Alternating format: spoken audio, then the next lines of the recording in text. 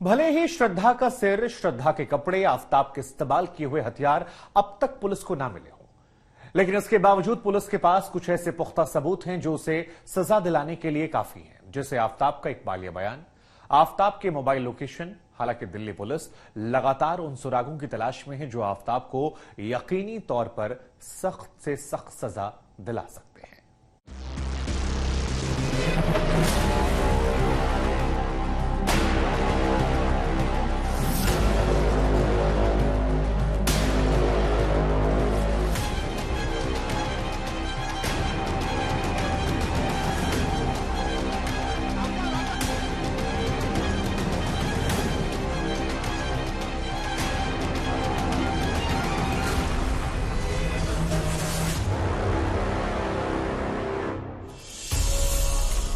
टुकड़ों में बटी लाश के टुकड़े, लाश के टुकड़े करने वाली आरी, कत्ल के वक्त श्रद्धा के पहने कपड़े, घर में मौजूद लाश के टुकड़ों या खून के कोई निशान,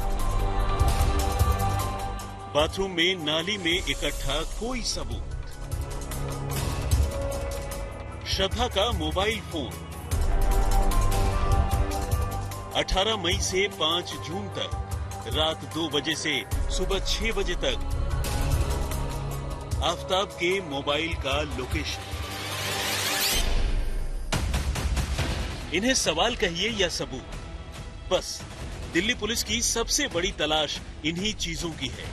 ये मिल गए तो समझिए केस आईने की तरह साफ, और नहीं मिला तो मुश्किल। 4 दिन और कुल 14 घंटे दिल्ली पुलिस मेहरौली के इन जंगलों को छान चुकी है। हालांकि ये जंगल 35 किलोमीटर के दायरे में फैला है, लेकिन जंगल के ज्यादा अंदर जाने की पुलिस को जरूरत नहीं पड़ी, क्योंकि आफताब जो जगह बता रहा था वो जंगल की शुरुआत में ही था।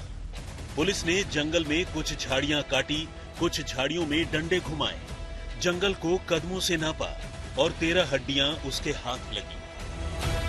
हालांकि इसी जंगल में सैकड़ों हड्डियां बिखरी पड़ी हैं। आज तक की टीम को भी जंगल में ऐसी कई हड्डियां नजर आई।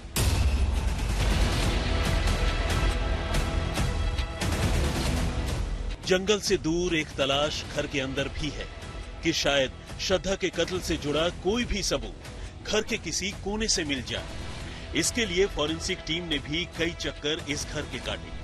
जिस बाथरूम में श्रद्धा की लाश के टुकड़े किए गए वहां तो कुछ नहीं मिला, लेकिन किचन में एक जगह खून के कुछ धब्बे जरूर मिले। जिन फॉरेंसिक एक्सपर्ट ने इस घर की फॉरेंसिक जांच की, नमूने उठाने की कोशिश की, उन्होंने हमारे सहयोगी अरविंद ओझा से बातचीत में इसका खुलासा किया। अच्छा, नहीं तो मतलब आप लोग जो आपकी टीम के साथ आफताब के साथ आप लोग गए बाथरूम में, तो फिर कोई ब्लड स्टेन नहीं मिला? नहीं। तो किचन में जो मिला ब्लड स्टेन, उसके बारे में कुछ बताया उसने? क्या मतलब क्या? हाँ, उसने कुछ ऐसे बताया था कि यहाँ उसने कोई पीस रखा था वहाँ किचन में। हाँ, तो उसी का ब्लड था। अच्छा, श्रद्धा मर्डर केस का इकलौता मुलजिम आफताब दिल्ली पुलिस के शिकंजे में है। पुलिस रोजाना उससे पूछताछ कर रही है, मामले की जांच आगे बढ़ा रही है, लेकिन आफताब के तमाम कबूलनामे और निशानदेही के बावजूद पुलिस के लिए इस केस से जुड़े सबूत जुटाना ही सबसे मुश्किल काम साबित हो रहा है।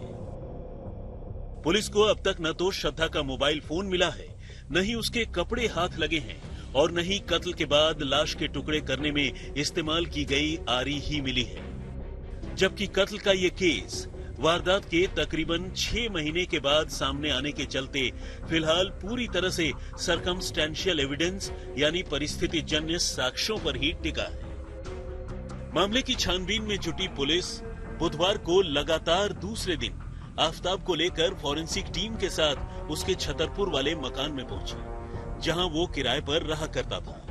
पुलिस को शुरुआती छानबीन में तो मकान से खून का कोई भी धब्बा नहीं मिला, लेकिन जब पुलिस ने नए सिरे से किचन की जांच की तो वहां गैस सिलेंडर रखी जाने वाली जगह पर पुलिस को कुछ खून के निशान नजर आए। असल में फॉरेंसिक एक्सपर्ट्स खुली आंखों से नजर न आने वाले ऐसे खून के धब्बों की तलाश के लिए एक खास किस्म का बेंजिंग टेस्ट करते हैं। जिसमें वो धब्बे भी दिखाई पड़ जाते हैं जो आमतौर पर नजर नहीं आते। और आफताब के किचन में भी जो खून के धब्बे नजर आए हैं वो कुछ ऐसे ही हैं। पुलिस सूत्रों की माने तो आफताब ने घर की तलाशी के दौरान किचन में गैस सिलेंडर रखी जाने वाली जगह पर भी एक बार श्रद्धा की लाश के कुछ टुकड़े रखने की जानकारी दी, जिसके बाद पुलिस की मौजूदगी में जब फॉरेंसिक एक्सपर्ट्स ने उस जगह की तलाशी ली तो वहां वाकई खून के निशान मौजूद नजर आए। इसके अलावा अब तक की छानबीन में पुलिस को न तो घर के किसी दूसरे हिस्से में और न ही फ्रिज में खून का कोई धब्बा या फिर ऐसी ही कोई दूसरी चीज नजर आई, क्योंकि इन 5 से 6 महीनों में आफताब बार बार पूरे मकान की और खासकर उन जगहों की सफाई करता रहा जहां पर उसने श्रद्धा की हत्या की और लाश के टुकड़े किए। इसके लिए आफताब ने पानी के साथ साथ सल्फर हाइड्रोक्लोरिक एसिड का भी इस्तेमाल किया। इसी बीच पुलिस ने आफताब की निशानदेही पर छतरपुर की कुछ नालियों की भी तलाशी ली और वहां से हड्डियों के टुकड़े बरामद किए। आफताब श्रद्धा को क्यों मारा?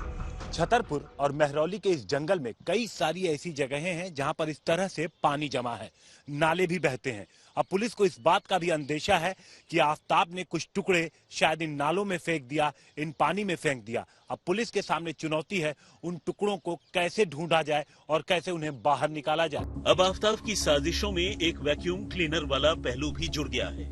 पुलिस की पूछताछ में आफताब ने बताया है कि उसने श्रद्धा की जान लेने और उसकी लाश निपटाने के बाद सबूत मिटाने के इरादे से ही खास तौर पर एक वैक्यूम क्लीनर ऑनलाइन खरीदा था, ताकि पानी और एसिड की साफ सफाई के बाद अगर खून या लाश के कुछ निशान बाकी रह जाएं, तो उन्हें वैक्यूम क्लीनर से खींचकर पूरी तरह से साफ कर दिया जा सके। शायद यही वजह रही कि पुलिस ने उस बेड और उन चादरों की भी गहराई से पड़ताल की जिसमें उसने श्रद्धा की जान ली थी, लेकिन बेड और चादर से भी पुलिस को ऐसा कोई भी सबूत नहीं मिला। सब कुछ बिल्कुल साफ सुथरा और धुला पुछा हुआ था। जबकि आफताब ने पूछताछ में खुद अपनी जुबान से ये कबूल किया है कि श्रद्धा को बिस्तर पर पटकने के बाद उसके सीने पर बैठकर उसने श्रद्धा का गला घोंट दिया था। वो जो बाकी कमरा जैसे बेड या बाथरूम वो किस तरह का था? नहीं, हमें नहीं मिला उस दिन जिस दिन हमारी टीम गई थी। अच्छा, और कमरे का क्या स्थिति था वहाँ पर? मतलब क्या अगर जैसे आप लोगों ने क्या क्या? क्लीन था, ज्यादा क्लीन था कमरा, क्लीन कर रखा था उन्होंने। कहीं भी फ्रिज और कमरा, सारी चीजें, बाथरूम सब क्लीन कर रखे थे। मतलब एक नहीं कई बार क्लीनिंग था शायद। अच्छा, क्योंकि काफी लॉन्ग टाइम हो गया तो क्लीनिंग अच्छी तरह से होती रही होगी। अच्छा, ब्लड के मार्क जो जहाँ क्लीन नहीं हो पाए वहीं पे मिल पाया 1-2 जगह। अच्छा, बाकी और कहीं मिला नहीं। जैसे उसने वो जो अक्यूज भी आपके साथ रहा होगा तो उसने क्या बताया कि क्या कहाँ पे काटा मारा ये वो? उसमें बाथरूम में काटा। अच्छा, बाथरूम काटता था तो पानी चला लेता था। अच्छा, तो बाथरूम में फिर आप लोग को ब्लड स्टेन नहीं मिला? नहीं। देखिए बाथरूम में तो मिलने के वैसे भी कम चांस होते हैं क्योंकि पानी चलता रहता है, सॉप भी पड़ा होता है, डिटर्जेंट भी पड़े होते हैं, और उसके बाद भी वो इतना साथ रहे सब सारी फ्रिज को और उसको सबको केमिकल से साफ कर रहा, तो बाथरूम भी उसने नेचुरली साफ करा हो। अच्छा, नहीं तो मतलब आप लोग जो आपकी टीम के साथ आफताब के साथ आप लोग गए बाथरूम में, तो नहीं फिर मिला हमें। अच्छा, और क्राइम स्पॉट पर क्या आपने देखा? जो मतलब आप लोग तो चूंकि अक्सर क्राइम के उस पर जाते हैं मर्डर में, हम लोग ये देखते हैं कि एक तो वेपन कहीं मिल जाए, या मर्डर हुआ तो ब्लड स्टेन्स कहीं मिल जाए, या कुछ इस तरह की कोई और चीजें मिल जाए। तो हमें तो मेन इसमें तो डीएनए से ही होता है कि डीएनए किसी भी तरीके से निकल जाए उसका। अच्छा, तो वो बोन्स वगैरह वहाँ मिली है नाले में उन्हें, हम लोगों को। क्या बोन्स क्या नाली में मिले? नाला जो चल रहा था बैरौली का, वहाँ पे एक जगह से कई बोन्स रिकवर हुए थे। अच्छा, बोन्स मतलब हड्डियाँ छोटी छोटी। अच्छा, और बाकी कमरे के अंदर से बहुत कुछ फ्रूटफुल नहीं था मतलब? नहीं, हमारे मतलब कोई ऐसी चीज नहीं थी जिसे वो, क्योंकि उस ब्लड वाले अगर वो कपड़े भी होंगे तो उसने डिस्पोज ऑफ कर दिया होंगे। अच्छा, वैसे पुलिस को अब किचन से सिर्फ खून का एक धब्बा ही नहीं मिला है। धीरे धीरे ही सही पुलिस अब इस मामले की जांच में आगे बढ़ रही है। अब नई जानकारी ये सामने आई है कि पुलिस ने आफताब के घर के आसपास से कूड़ा इकट्ठा करने वाली 2 गाड़ियों की भी पहचान कर ली है। असल में पुलिस की पूछताछ में आफताब ने बताया है कि उसने श्रद्धा की जान लेने के बाद उसकी लाश के टुकड़े करने से पहले उसके कपड़े उतार दिए थे और ये कपड़े उसने अगले दिन कूड़ा उठाने वाली गाड़ी में डाल दिए। जाहिर है आफताब का इरादा हर सबूत मिटा देने का था, लेकिन अब आफताब के इस खुलासे के बाद पुलिस ने न सिर्फ उस इलाके में कूड़ा उठाने वाली दोनों गाड़ियों की पहचान कर ली है, बल्कि ये गाड़ियां कूड़ा इकट्ठा करने के बाद जिस डंप यार्ड में कूड़ा डालती हैं, उसकी भी पहचान कर ली गई है। अब पुलिस की कोशिश इन कूड़े वाली जगहों पर श्रद्धा के कपड़े तलाश करने की होगी, ताकि सबूतों की ये कड़ी भी मुकम्मल की जा सके। हालांकि कूड़े के ढेर में श्रद्धा के कपड़ों का कितना हिस्सा बचा होगा और उससे कैसे फॉरेंसिक सबूत इकट्ठा किए जा सकेंगे, ये अपने आप में एक बड़ा सवाल है। श्रद्धा मर्डर केस की जांच लगातार आगे बढ़ रही है। दिल्ली पुलिस रोजाना इस मामले में खुलासे कर रही है। दरअसल इस मामले की जांच का दारोमदार डीएनए रिपोर्ट पर भी होगा। साथ साथ पुलिस को उन कपड़ों की भी तलाश है जो घटना के वक्त हत्यारे यानी आफताब और मृतका यानी श्रद्धा ने पहन रखे थे। ये दरअसल कहा जा रहा है कि ये कपड़े कूड़ा बिनने वाली गाड़ी में डाल दिए गए थे। ऐसे में इन कपड़ों की बरामदगी पुलिस के लिए वाकई चुनौती है। अमरदीप कुमार, अरविंद ओझा और हिमांशु मिश्र के साथ चिराग गोठी, दिल्ली आज तक। आफताब के मुताबिक उसने श्रद्धा का कत्ल गुस्से में अचानक कर दिया था। चलिए मान भी लेते हैं, लेकिन कत्ल के बाद उसने जो कुछ किया उसने ठंडे दिमाग से किया। शव के टुकड़े करने के लिए हथियार खरीदा, बैग खरीदा, श्रद्धा बनकर सोशल मीडिया पर सक्रिय रहा। कुल मिलाकर आफताब ने कत्ल की पूरी प्लानिंग सोच समझ कर की थी। आफताब की गिरफ्तारी के बाद अब पता चला है कि लोगों को धोखा देने के लिए उसने सिर्फ श्रद्धा का सोशल मीडिया अकाउंट ही एक्टिव नहीं रखा, बल्कि लाश के टुकड़े करने के बाद घर में बिखरे खून के धब्बे और बू मिटाने के लिए वो सल्फर हाइपोक्लोरिक एसिड का भी इस्तेमाल करता रहा। वो बाजार से एसिड खरीद कर लाया और हर रोज इसी से बाथरूम की सफाई करता रहा, ताकि खून का एक भी धब्बा बाकी न रह जाए। उसने खून के धब्बे मिटाने और उसकी बू से बचने का तौर तरीका सीखने के लिए गूगल सर्च भी किया था, और अब ये कह सकते हैं कि आफताब काफी हद तक इसमें कामयाब भी रहा। वो लगातार रूम फ्रेशनर और अगरबत्ती का भी इस्तेमाल कर रहा था, ताकि आस पड़ोस के लोगों को उसके घर से कोई बदबू न आए।